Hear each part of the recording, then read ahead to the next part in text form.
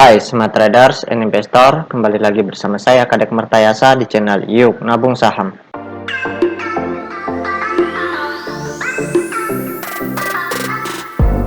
Nah, di episode kali ini kita akan membahas salah satu perusahaan yang di-request oleh Arpan Lim.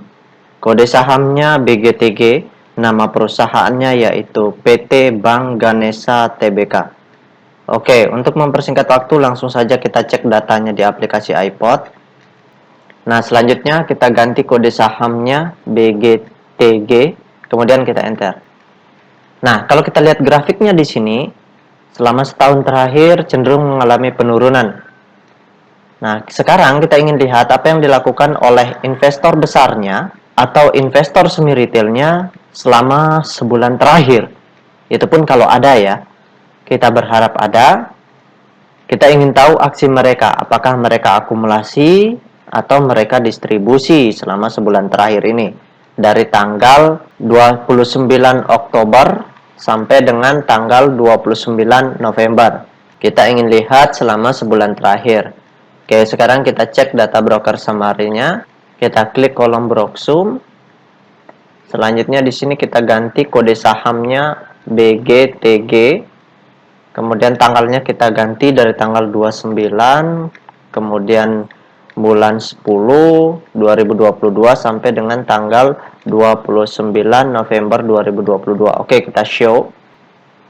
Nah, berdasarkan data transaksi atau data broker summary dari perusahaan PT Bank Ganesha Tbk ini, kalau kita hitung total lot yang dibeli dengan total lot yang dijual secara keseluruhan dengan menggunakan tools tambahan yaitu Detektor, maka dapat ditarik kesimpulan bahwasanya selama sebulan terakhir dari tanggal 29 Oktober sampai dengan tanggal 29 November, di periode sebulan terakhir ini, investor besarnya dan investor semi retailnya itu melakukan aksi masif distribusi. Jadi selama sebulan terakhir, investor besarnya dan investor semi retailnya melakukan distribusi dengan sangat banyak seperti itu, dalam jumlah yang besar, masif ya. 800.000 lot lebih seperti itu. Nah, sedangkan bayarnya sangat kecil. Nah, kalau keadaannya seperti ini, bahkan di pasar sideways pun mereka terus distribusi, nah sebaiknya kita jangan dulu beli. Ya, kita tunggu sampai mereka akumulasi, barulah kita beli. Karena bahaya banget nih, di pasar sideways begini, kita berpikir harga sahamnya cenderung tidak terjadi transaksi signifikan, ternyata investor besarnya malahan jualan dalam jumlah besar selama sebulan terakhir.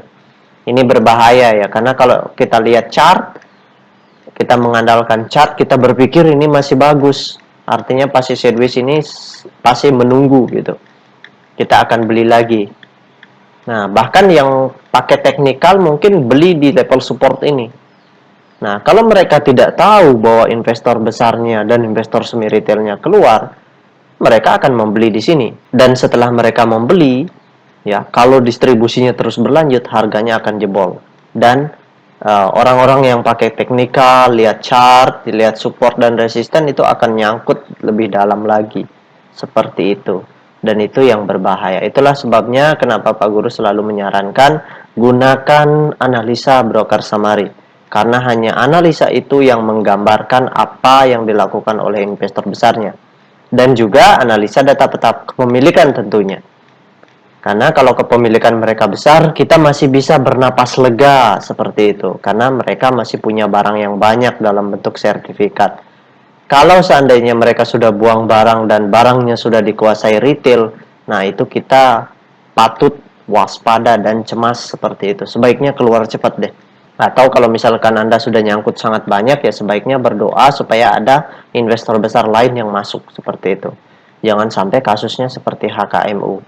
Ya mudah-mudahan nanti HKMU itu ada investor besar yang masuk ya. Oke, sekarang kita tutup data transaksinya.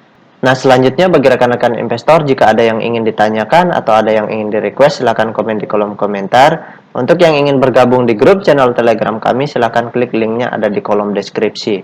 Nah, sekarang kita cek data peta kepemilikannya. Nah, berdasarkan hasil riset Pak Guru dengan mengumpulkan data-data dari SRO Bursa Efek Indonesia dan data-data dari sebagian sekuritas, maka dapat ditarik kesimpulan bahwasanya selama perusahaan PT Bank Ganesha Tbk ini 45% sahamnya telah dicetak dalam bentuk scriptless.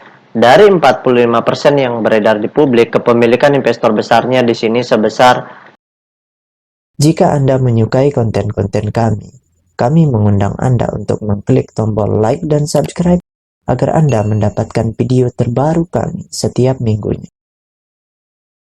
51,6%, kemudian investor semi retailnya itu 14,1%, sedangkan investor retailnya di sini sebesar 34,3%. Nah, investor besar yang memiliki barang sebesar 51,6% itu ada dua institusi, yaitu Equity Global International dan Ubik Hayan ya.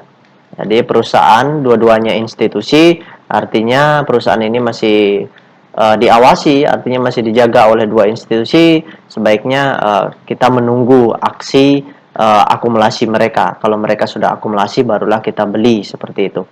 Nah, jadi kesimpulannya, karena di sini investor besarnya masif distribusi, sebaiknya tunggu sampai mereka akumulasi baru beli. Nah, untuk yang sudah nyangkut ya, mau tidak mau harus average dan berharap dan bersabar supaya distribusi ini cepat berhenti dan berubah menjadi akumulasi. Hanya itu yang bisa kita lakukan sebagai investor retail, karena kita investor retail habis beli ya berdoa. Nggak mungkin kita mau markup. Kalau kita markup, tahu-taunya kita yang diguyur, nah itu berbahaya lagi karena kita tidak punya power. Beda dengan investor besar yang punya uang banyak, di samping itu dia juga punya saham banyak. Jadi mudah bagi mereka untuk markup maupun untuk distribusi seperti itu.